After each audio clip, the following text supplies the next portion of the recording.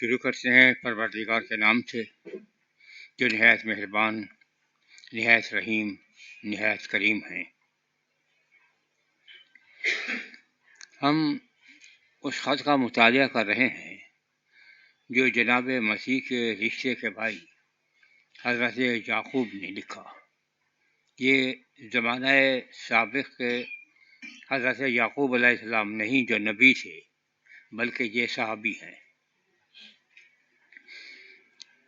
ہم 11ویں آیت تک پہنچ چکے تھے پہلے رکوع کے، اور 12ویں آیت یوں شروع ہوتی ہے۔ ترجمہ: مبارک وہ شخص ہے جو آزمائش کی برداشت کرتا ہے، کیونکہ جب مقبول ٹھہرا تو زندگی کا وہ تاج حاصل کرے گا جس کا خداوند نے اپنے محبت کرنے والوں سے وعدہ کیا ہے۔ جب کوئی آزمایا جائے تو یہ نہ کہے کہ میری آزمائش خدا کی طرف سے ہوتی ہے، کیونکہ خدا نہ تو بدی سے آزمایا جا سکتا ہے اور نہ وہ کسی کو آزماتا ہے۔ ہر شخص اپنی ہی خواہشوں میں کھنچ کر اور پھنس کر آزمایا جاتا ہے۔ پھر خواہش حاملہ ہو کر گناہ کو جنتی ہے، اور گناہ جب بڑھ چکا تو موت پیدا کرتا ہے۔ اے میرے پیارے بھائیو، فریب نہ کھانا۔ ہر ایک اچھی اور ہر کامل انعام اوپر سے ہے اور نوروں کے باپ کی طرف سے ملتا ہے، جس میں نہ کوئی تبدیلی ہو سکتی ہے، نہ گردش کے سبب سے اس پر سایہ پڑتا ہے۔ اس نے اپنی مرضی میں ہمیں کلام حق کے وسیلے سے پیدا کیا، اور کہ اس کی مخلوقات میں ہم ایک طرح کے پہلے پھل ہوں۔ ہم نے 13ویں آیت تک کا مطالعہ کر لیا تھا کہ یہ آزمائش کی بات نہیں ہو رہی، یہ امتحان کی بات ہو رہی ہے۔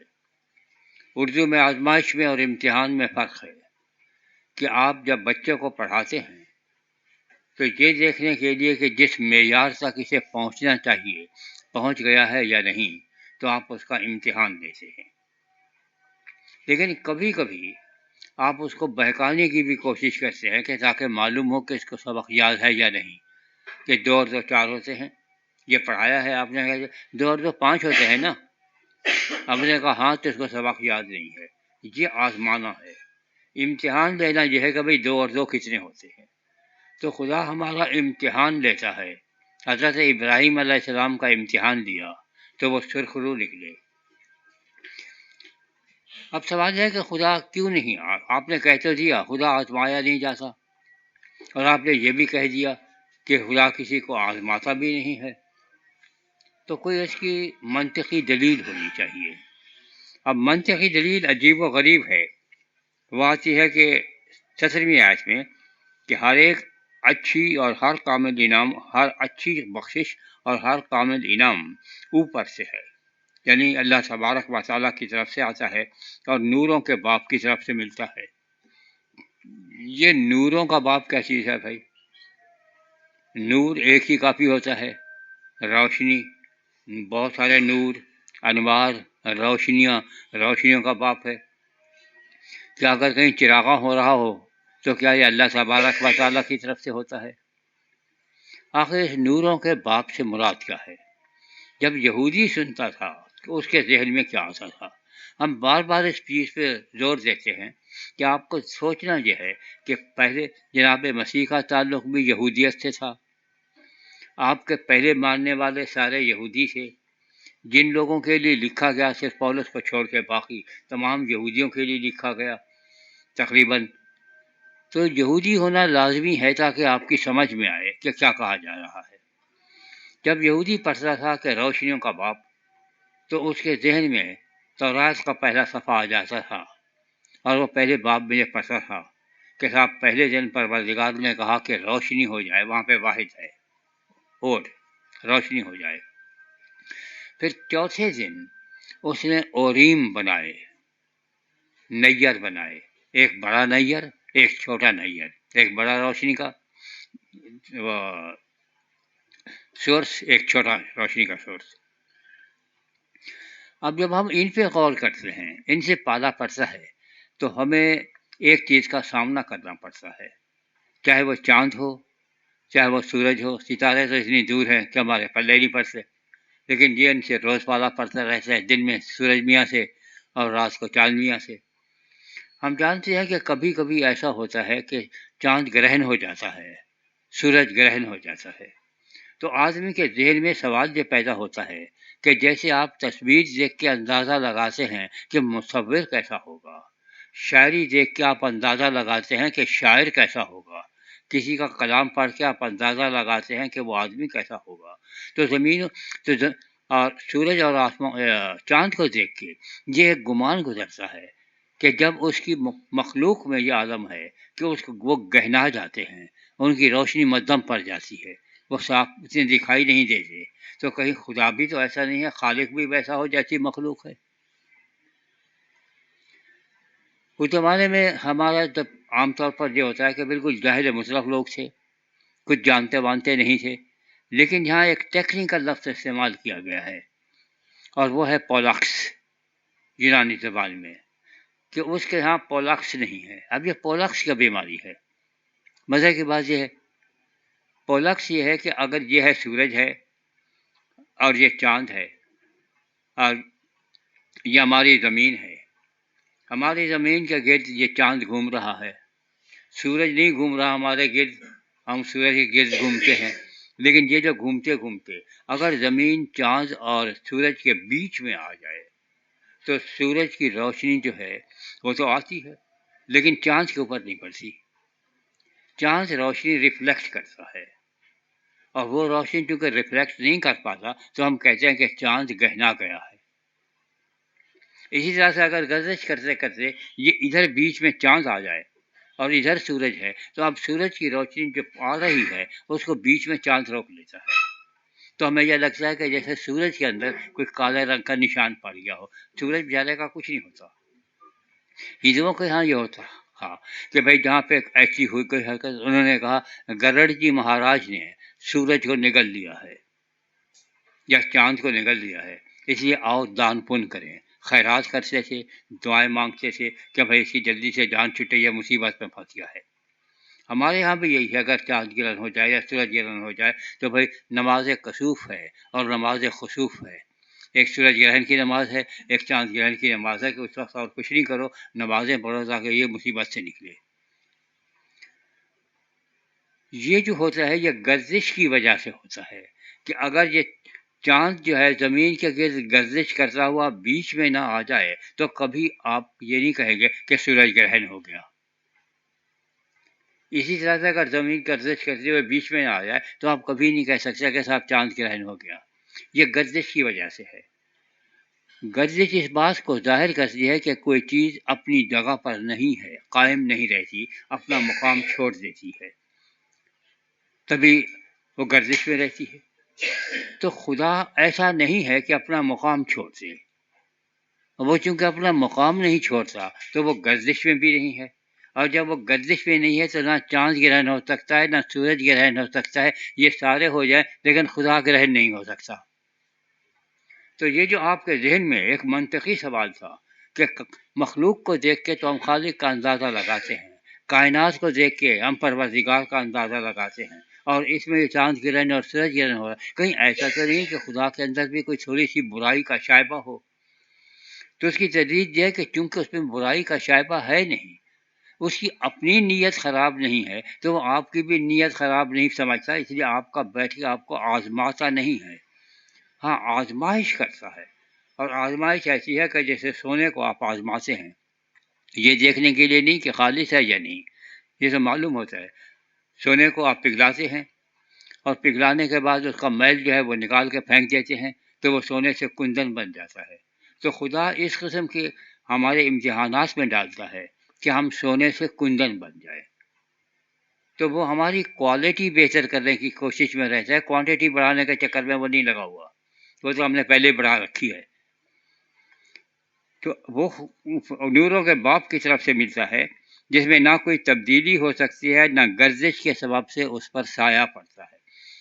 تو آپ دیکھیں کہ یہ جو آج ہم پڑھ رہے ہیں کہ صاحب کیسے چاند گرہن ہوتا ہے، کیسے سورج گرہن ہوتا ہے، یہ لوگ پہلے جانتے تھے، یہ نہیں ہے کہ نہیں جانتے تھے، بابلی اس سے پہلے واقف تھے، مصنف بھی ان پڑھ نہیں ہے، لیکن وہ عام لوگوں کے خیالات کا حامل بھی نہیں ہے۔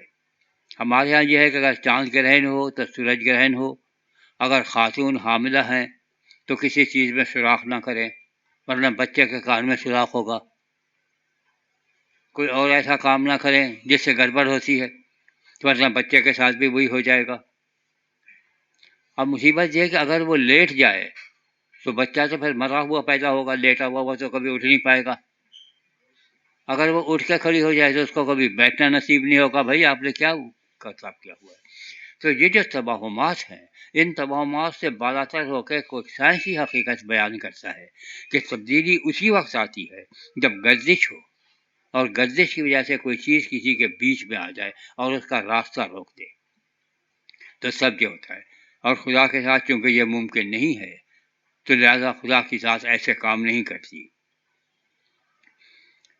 تو سوال یہ ہے کہ پھر یہ تو ٹھیک ہے آپ نے بتایا، لیکن یہ کائنات تو بنائی ہوئی اسی کی ہے، ہم نے تو نہیں بنائی، یہ اسی کی خلق ہے، اسی کی تخلیق ہے، تو کوئی مقصد ہوگا، کیوں پیدا کیا؟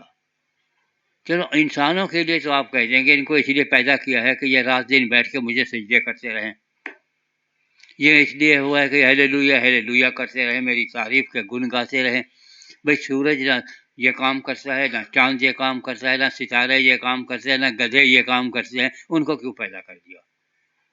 کوئی مصلحت ہے یا نہیں ہے؟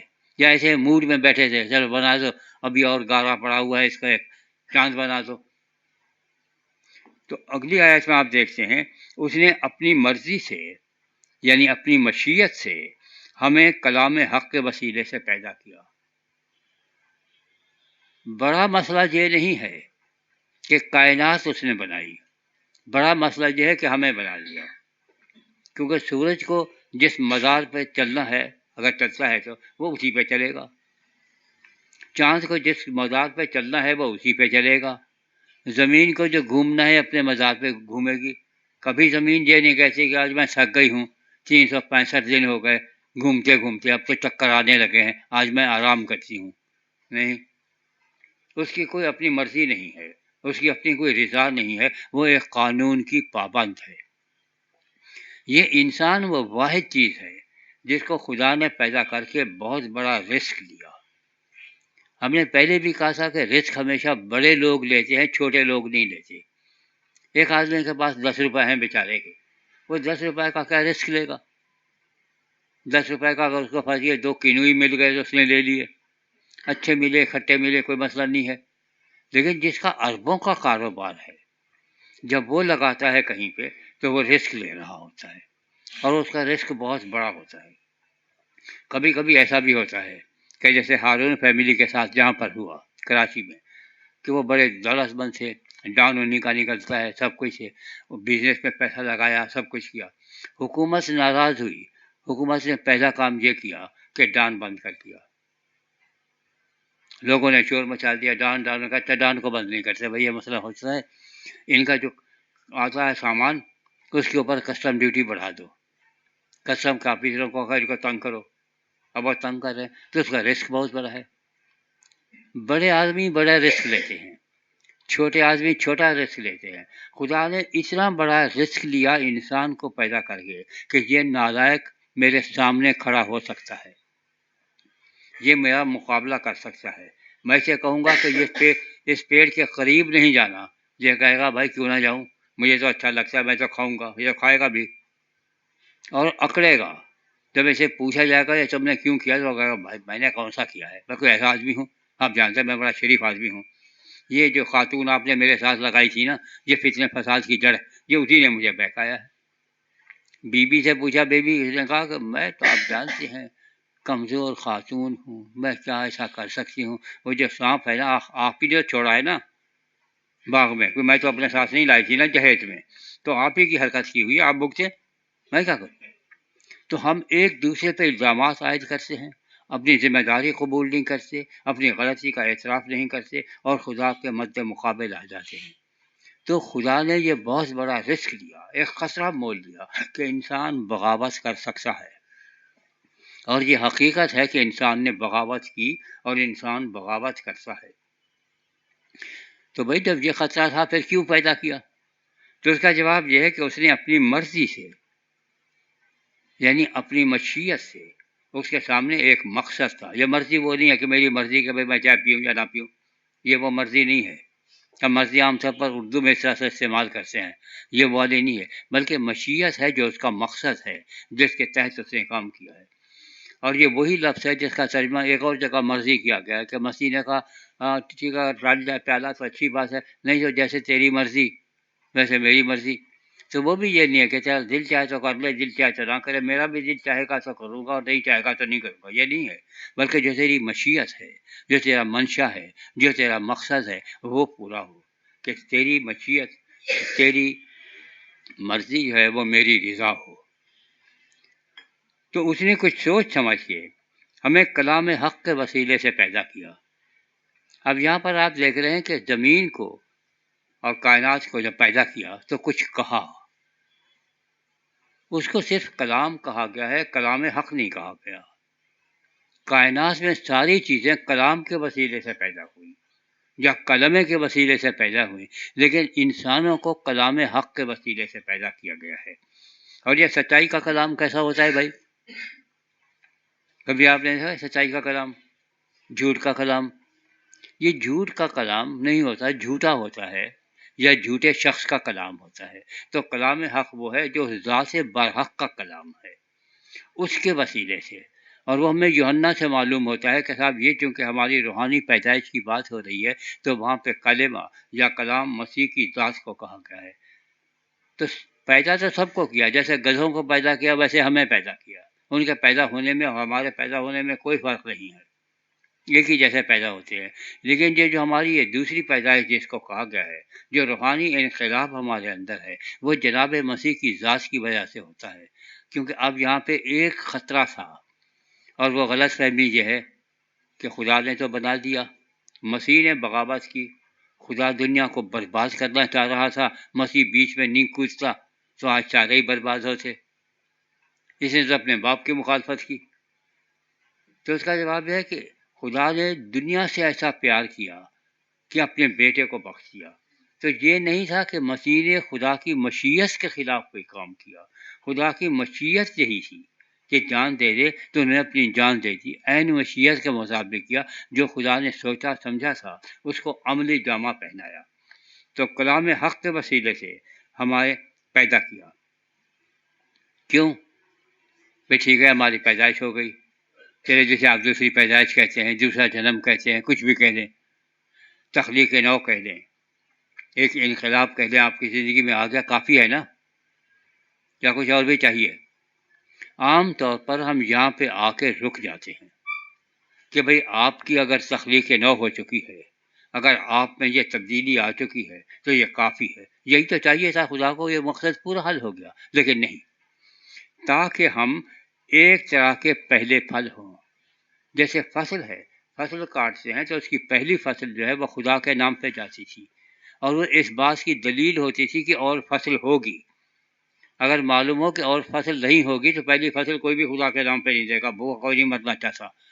تو وہ بیانہ ہوتا تھا خدا کی طرف سے کہ میں نے تمہیں یہ فصل دی ہے اور بھی فصل ہوگی۔ تو ہمیں اس لیے پیدا کیا ہے دوسری دفعہ تاکہ ہم ایک طرح کا بیانہ ہوں، پہلی فصل ہوں، تاکہ ہم دوسری فصل لا سکیں۔ جس طرح سے انسان کی پیدائش ہوتی ہے تو وہ اس پہ رک نہیں جاتا، وہ اور بچے پیدا کرتا ہے، پھر بچوں کے بچے پیدا ہوتے ہیں۔ جب جسمانی زندگی میں یہ ہے تو روحانی زندگی میں بھی یہ عمل رک نہیں جانا چاہیے کہ اگر خدا نے آپ کو بچا لیا ہے تو آپ بڑے آرام سے بیٹھیں، آپ ہلیلویا کیا جائے، بلکہ آپ دوسروں کو بچانے کی کوشش کریں۔ یہ عمل جاری اور ساری رہنا چاہیے۔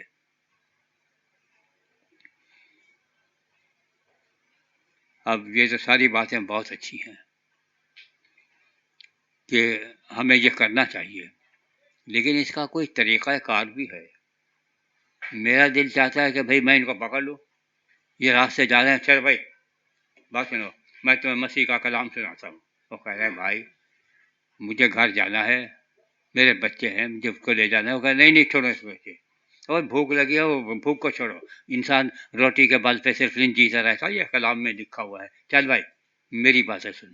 یہ کرنا ہے، بک بک کرنی ہے، یا جتنی بک بک کر سکتے ہیں اتنا فائدہ مند ہے۔ اور اگر یہ نہیں مانتے تو یہ ایسی کی تیسی، سنتا ہی نہیں ہے، فائدے کی بات کر رہے ہیں الٹا کھڑے چل جائے۔ تو یہ طریقہ کار کیا ہونا چاہیے؟ اگلی آیت میں طریقہ کار ہے، اے پیارے میرے بھائی، میرے پیارے بھائیوں، یہ بات تم جانتے ہو، پس ہر آدمی سننے میں تیز، بولنے میں دھیما، خیر میں دھیما ہو۔ پہلے آپ دوسرے کی سنیں، اس کا مسئلہ کیا ہے۔ اس کا مسئلہ وہ نہیں ہے جو آپ کا مسئلہ ہے۔ اس بیچارے کا مسئلہ یہ ہے کہ میرے سر میں درد ہے،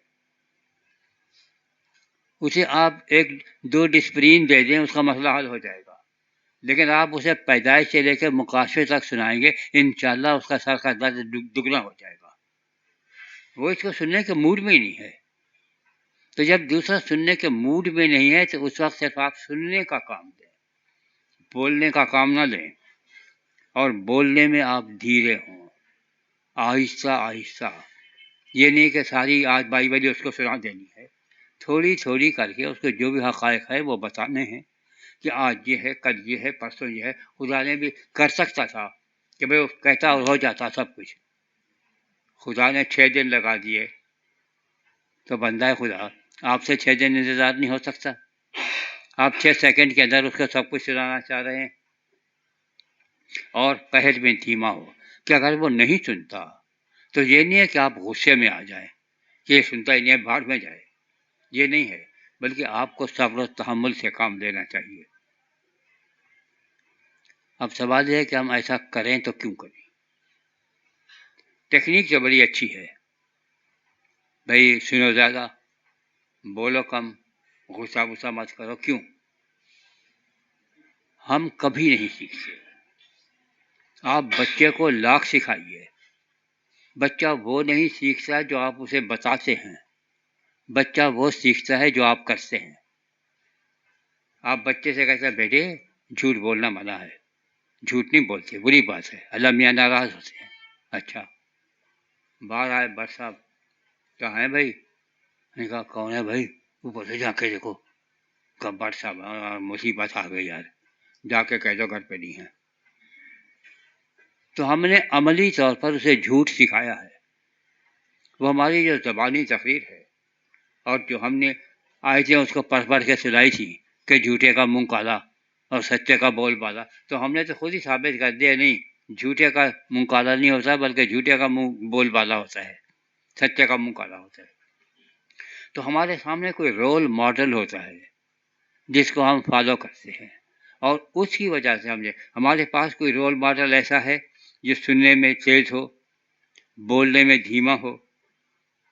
دھیرا ہو اور قہر کرنے میں دھیما ہو۔ تو ہمارے سامنے رول ماڈل وہی ہے جس کا ذکر اس سے پچھلی آیت میں کیا گیا ہے کہ مجسم کلام حق مسیح کی ذات ہر ایک کی سنتی تھی، بات کرتے تھے مختصر سی، ایسی گہری بات، سادہ اتنی کہ بچے کی سمجھ میں آ جائے، اور گہری اتنی کہ 2000 برس کے بعد بھی علماء کرام سر کھپا رہے پھر بھی پلے نہیں پڑ رہی پوری۔ کبھی غصے کا آپ کو ملتا نہیں ہے کہ انہیں کسی کو اس بات پہ غصے کیا ہو کہ یہ میری بات نہیں مانتا، میری بات نہیں سنتا، اس پہ نہیں کیا۔ کبھی کبھی کہے سخت الفاظ ہیں، لیکن وہ سخت الفاظ یہ ہیں کہ تم خدا کا حکم نہیں مانتے ہو، اور وہ بھی ان مذہبی علماء کے لیے ہے، عام لوگوں کے لیے نہیں ہے۔ مزے کی بات ہے کہ ہمارا طریقہ کار یہ ہوتا ہے کہ ان کو ڈانٹ لیں، انہیں ڈانٹ لیں، اپنے بھائی ہے، کوئی مسئلہ نہیں ہے، کچھ کر نہیں سکتے، لیکن پادری صاحب کو کچھ نہیں کہنا، بشپ صاحب کے آگے منہ نہیں کھولنا۔ انہوں نے بڑے بڑے علماء کرام کو ڈانٹا اور ڈپٹا، کیونکہ فساد کی جڑ یہ ہیں، عام آدمی نہیں ہے۔ عام آدمی ان بڑے لوگوں کو دیکھتا ہے کہ یہ کیا کرتے ہیں، جو وہ کرتے ہیں پھر وہ بھی ویسا ہی کرتے ہیں۔ اگر وہ یہ دیکھتے ہیں کہ ہاں صاحب یہ اگلی صف میں جا کے بیٹھ جاتے ہیں اور یہ کہتے ہیں وہاں پڑھنا چاہیے، تو اس کی بھی کوشش یہی ہوتی ہے کہ لوگ کے سر پھلانگتا ہوا وہاں تک پہنچ ہی جائے۔ تو مسیح ہمارا رول ماڈل ہے، کیونکہ بات یہ ہے کہ اگر آپ غصہ کر لیتے ہیں تو اس سے فائدہ کیا ہوتا ہے؟ یہ آدمی جو بھی کوئی کام کرتا ہے اسے 2 پیسے کا فائدہ دکھائی دیتا ہے۔ ہمارے ایک دوست سے، ڈاکٹر تھے، میمن تھے، تو وہ کہتے تھے کہ یار میں تمہیں بتاؤں میمن کی پہچان کیا ہے؟ میمن پاگل ہو جائے، باپ کو نہ پہچانے، ماں کو نہ پہچانے، لیکن پیسے کو ضرور پہچانے گا، اور اگر وہ پیسے کو نہیں پہچانتا تو وہ میمن ہی نہیں ہے۔ میمن کا بچہ گرتا ہے تو کچھ دیکھ کے گرتا ہے، ایسے نہیں گرتا۔ تو اس میں فائدہ کیا ہے؟ اگلی آیت پر آ رہا ہے، کیونکہ انسان کا قہر خدا کی راست بازی کا کام نہیں کرتا، بیکار کا کام آپ کرتے نہیں ہیں۔ آپ جب غصہ کرتے ہیں تو اس سے کوئی نیکی کے نتائج برآمد نہیں ہوتے۔ غصہ جب آپ کرتے ہیں تو دوسرا آدمی بھی غصہ کرتا ہے۔ آپ کہتے تم نہیں سنتے، باہر میں، وہ کہتے ہیں باہر میں گئے، چلو جاؤ باہر میں، نہیں سنتا، جو کرنا ہے کر لو۔ لیکن اگر آپ اسے پیار سے سمجھائیں، محبت سے سمجھائیں، اس کو اپنے پاس بٹھائیں، اور آپ اتنے بڑے نہ ہوں جتنے کہ بعض دفعہ ہم لوگوں کو بنا دیتے ہیں۔ آپ نے دیکھا ہوگا نا، جب ہمارے کوئی سیاست دان آتے ہیں، آپ جا کے ملتے ہیں، آپ میں سے کتنے لوگ زرداری صاحب سے مل چکے ہیں بھائی؟ کوئی کتنے صاحب، اچھا کتنے صاحب بے نظیر سے مل چکے؟ ہم مل چکے، لیکن اس لیے نہیں کہ صاحب کو فخر کی بات ہے، وہ ہماری مجبوری تھی۔ ہم جہاں نوکری کرتے تھے وہ وہاں پہ آئیں تو پھر سب کو حاضر ہونا تھا، ان سے ملنا تھا، اس لیے ہمیں بھی دیدار ہو گئے۔ بڑے آدمی کو آپ دیدار ہو جائے، آپ کہتے ہیں صاحب بڑے فخر کی بات ہے، میری فلاں سے ملاقات ہو گئی، فلاں سے ملاقات ہو گئی، فلاں، لیکن بڑے آدمی سے عام طور پر آپ نہیں مل پاتے۔ جب آغا خان آتے ہیں پورا شہر معطل ہوتا ہے، اور ان کی اتنی ڈیفینس پہ لگے ہوتے ہیں، تحفظ پہ، جس کی انتہا نہیں۔ کیوں؟ آپ کو معلوم ہے کہ مذہبی رہنما ہے، مذہبی رہنما تو اور بھی بہت سارے ہیں، آپ کو شاید معلوم نہیں ہے۔ اور یہ ہے کہ ورلڈ بینک کو جو گارنٹی دی ہوئی ہے جس آدمی نے کہ صاحب آپ پیسے دیتے ہیں، اگر کبھی خدا نہ خواستہ پاکستان کی حکومت پیسے دینے کے قابل نہ رہی تو میں اپنی جیب سے ادا کروں گا، گارنٹی اس کی ہے، اس کی ہم حفاظت نہیں کریں گے تو کس کی کریں گے بھائی؟ اس لیے عام آدمی ان کے پاس جا نہیں سکتا، اس کی وہاں تک رسائی نہیں ہوتی۔ ہٹو بھائی ہٹو، بڑے صاحب آئے، بڑے صاحب آئے ہیں۔ امیر غریب آدمی سے آپ کسی وقت بھی مل لیں، راستے میں آپ کو مل جائے گا، اس سے وقت بھی نہیں لینا پڑتا، کچھ بھی نہیں۔ تو اچھے کام کے لیے آپ جو کرتے ہیں کوئی پلاننگ کرتے ہیں، اور جب آپ غصہ کرتے ہیں اور دوسرا آپ کو بگا دیتا ہے تو جس مقصد سے آپ نے کام کیا تھا وہ مقصد پورا نہیں ہوتا۔ اور خدا کا مقصد کیا ہے؟ خدا کا مقصد یہ ہے کہ کوئی بھی ہلاک نہ ہو بلکہ تمام بچائے جائیں۔ تو غصے میں آپ بچاتے نہیں ہیں، آپ گنواتے ہیں، اس لیے اس کی ممانعت کی گئی ہے کہ آپ غصہ نہ کریں۔ اچھا بھئی ہم نہیں کرتے، اب کیا کریں؟ آگے بڑی عجیب و غریب لفظی ترجمے کی وجہ سے گڑبڑ ہے، اور اس کو سمجھنے کے لیے تھوڑی سی ایک بات سمجھ لیجئے کہ اردو میں دو طریقے ہیں ایک بات کو کہنے کے۔ ایک تو سیدھا سا ہوتا ہے طریقہ، اس میں جو کچھ بھی ہے بھئی یہ کتاب ہے، اس میں کوئی پریشانی کی بات نہیں ہے کہ ہے کتاب ہے، چاہے کتاب کا نام لے لیں بھئی یہ بائبل ہے، یہ کوئی پریشانی نہیں ہے۔ لیکن جب آپ کہتے ہیں یہ خدا کا کلام ہے تو اس کا مطلب یہ نہیں ہوتا کہ یہ خدا کا کلام ہے۔ یہ کاغذ ہے بھائی، اس پہ گتا ہے، چمڑے کی جلد ہے، یہ خدا کا کلام نہیں ہے، اس کے اندر خدا کا کلام ہے۔ تو اس کتاب کی پوجا نہیں کرنی ہے، اس کے اندر جو کچھ بتایا گیا ہے اس کا احترام کرنا ہے اور اسے عمل میں لانا ہے۔